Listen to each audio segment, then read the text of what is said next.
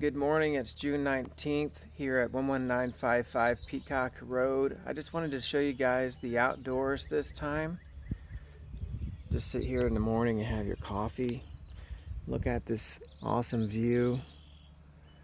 It's about 60 degrees this morning, and we do have a lot of nice mornings here in northeast Missouri like this. Let me go ahead and step up. This is probably going to take a little bit of time.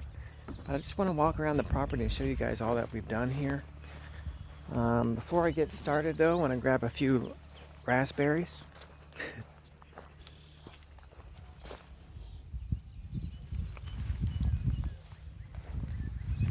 So we did plant a lot of berries around here. A lot of grapes, dozens of fruit trees. So when you do your little nature walk in the morning, that's kind of what you expect around this time. Right now the raspberries are ripening. I think next will be the dewberries and the blackberries later on this summer. Over there is a grapevine. That's a pear tree right there. Here's a fenced in area next to our solar panels right here. We have sheep here. You could house anything. We have about an acre of fenced in ground here. And we have 3 sections of fields as I walk here. Each section has its own like watering hole.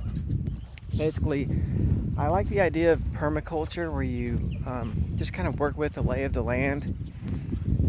And when we do things related to homesteading, I don't want to do a whole lot of work. I want to work with what's here, work with nature, and basically let nature work for us. So our sheep mow this ground for us, and the ground and the rain provide their water. We don't have to come out here and water the sheep.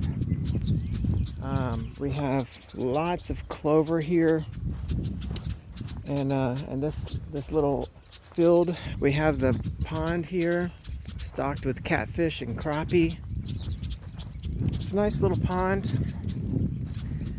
It's just really a pleasant morning just to wake up and hear the birds chirping.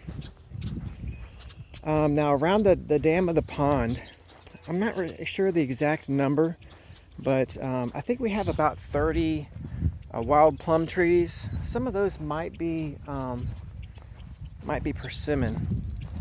Over there is our pear tree. Now here I need to get in here, and I need to mow all throughout this area. But this is our vineyard, and in the vineyard, most of these, it's amazing that we're like selling this year, the year that we're going to be producing a lot. But we have about a dozen grapevines here. These grapevines are, I'm going to relocate maybe 4 of these.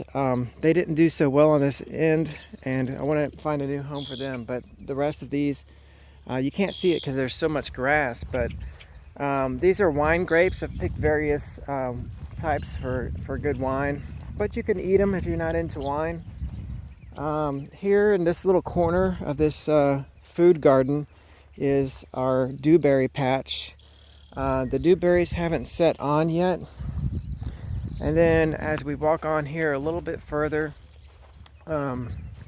we have our blackberries. Now the blackberries are scattered throughout the property. Here's one clump of blackberries right here, and like I said, they're still green here in June, and in a month or two, a month and a half I think, then they'll be ripe and ready to eat. Now here's our bottom field down here. It has its own watering hole as well. This is 5 acres. I think it's exactly 5. And it's just, we're gonna take the kids out here in a minute and do our morning walk.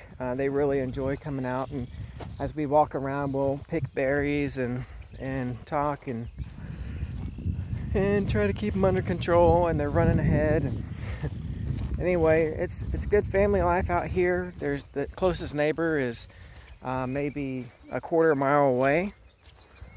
And down here in this area, we have our bees. Don't worry, we're taking those with us. But there's 2 black walnut trees in this lower area. And we've planted a few of these, let's see here. We planted a few of these mulberry trees around the property, and then they kind of take off because they kind of replant themselves with the birds. Now down here in the lower field we have blackberries. They're still green. We planted that along this lower fence line here. And up here is this is a black cherry tree, but the birds always steal the cherries before they get ripe, so probably need like a bird net or something to want to enjoy some of these black cherries. Here's another black cherry tree down here. But yeah, I'm walking along here. I know it takes a little time to work your way around the property. Down here, we intended to fence in this area too if we wanted to have more sheep, and have a little watering hole right here as well. But we haven't got that far, and now that my brother bought some property in the southeast side of Kirksville, and with a lot more land, we always wanted to have more land, and he's willing to sell us the amount of acreage that we wanted. So we're ready to go do it all over again, I guess. But anyway, this is the fruit of our labor here. Right here, this little tree is called a Kentucky coffee tree. It's kind of interesting. You can look that up. The Indians used to use that for making coffee. I don't think it tastes like coffee. You'd have to let it mature before you'd know. Now on these wild plum trees, let me look in here. They are setting on plums this year. It's going to be another productive year. I don't see, now I think some of these are persimmon trees, I believe. I was wanting to kind of take a peek in here and see where the plums are, but I know, anyway, they're green. They're kind of like a real small plum. And the deer really I think they love the wild plums and the persimmons especially. We got these might be raspberries, I think, right here growing up. Now, along this side of the property, we planted a lot of raspberries along this line here. Here's some more right here. We have a couple of varieties of raspberries, and then we have a lot of wild grapes that likes to grow here. Let me see if I can get a look at some of these wild grapes. Oh, here they are. So near this ditch here, which is actually a spring, here they are. You can see these wild grapes. Man, this is a luscious property. We set it up to produce for us. We want the land to work for us. We don't want to work for the land. I know it's like a co-op. We kind of work together with the nature. And down here is the pump house. And there is a pump, and it pumps up, and also a 300-gallon tank underground. And right beyond this pump, you can't see, is a spring. And it runs about 11 and a half months out of the year.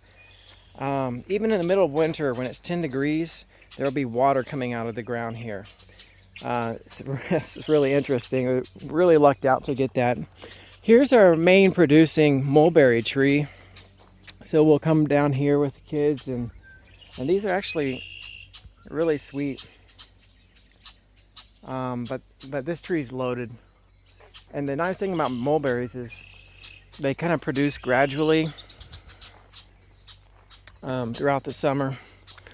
Now if we move on up toward here, we're on the east side of the property. Right here is where we planted what we call, I think they're called black raspberries or blackbird raspberries, something like that. They're just slightly different flavor. I think it's like a little bit more mild, a little bit more sweet. So everything's set up here. That little tree over there is a willow tree. And here's our chicken yard. It's about 100 feet by 100 feet, if I remember correctly. Something like that. We're in the process of downsizing, getting ready to move and stuff. So we just got rid of our chickens. Right here, I planted these from seed on another property. And then we transplanted them here, and maybe next year they'll produce. The problem is I planted both persimmon and Bing cherries in that area, and I don't know which one came up. So this is either persimmon or Bing cherry. I think it might be persimmon. And these are next to the chicken yard as well. Also planted another over there. I kind of skipped it, but a mulberry tree. The idea is for the land to feed you and to feed your animals. I wanted the mulberry trees to drop down, feed chickens. So it shouldn't be feeding your animals. They should be feeding you. That's kind of, my thought process here. Now, down here in this part of the yard is, we'll be mowing here soon. We have about 7 or 8 grapevines. And these are table grapes down here. They're set up between these wood posts, between the chicken yard and these wood posts. What we need to do is get wires. Oh yeah, they're producing this year. Yes, man.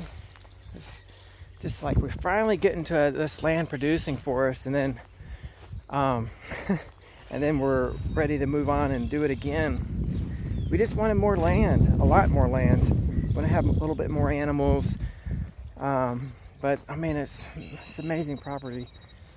I also had some health problems, so yeah, we got to deal with that. I got to live off some money for a while, and then hopefully start building the next place when I'm feeling better.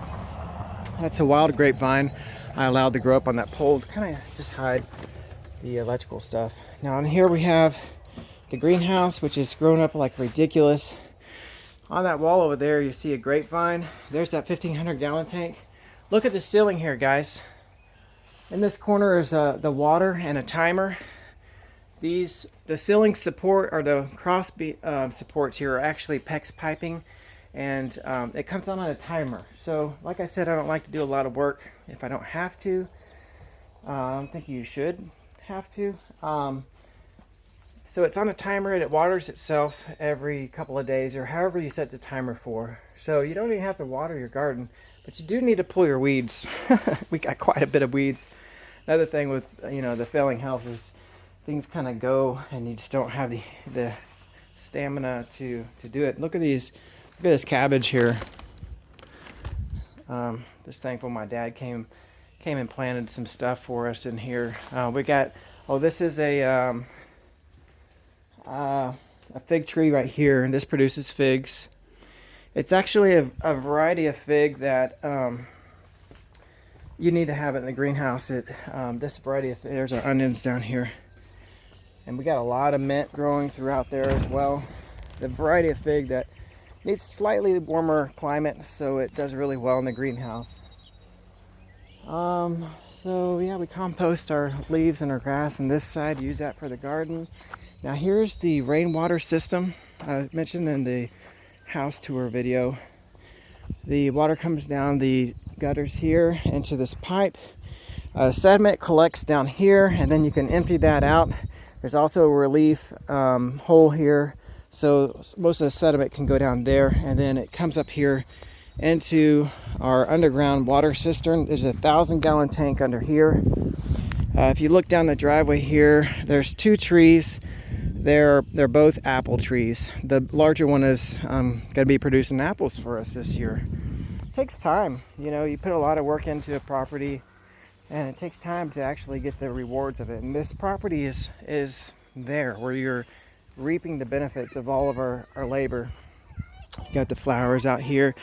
This is a type of cherry tree as well. It has amazing blossoms in the morning, and my kids are going to come tackle me. So I guess I'll just end the tour here. I want to show you the garage real fast. This garage is 26 feet by 40 feet. It's about 13-foot high ceiling, and so we were able to put a loft in. This loft can be extended out this way, but the loft is 12 feet by 8 feet, and you can extend it out another 16 feet this way if you want extra storage space. But as you could see, like, the house had a lot of storage in it as well. You could pack in 4 vehicles into this garage, no problem, and 4 kids too. All right, guys, that was the outdoor tour, the land of this homestead. Let us know if you have any questions. I probably forgot a few trees or something, but it's a producing land. It's going to be producing for whoever buys this place. It can be enjoyed for a long time. I guess they're ready to do our morning walk. So once Mom comes out, we're going to walk around the property and eat a few berries and just enjoy this pleasant morning. You guys have a good one.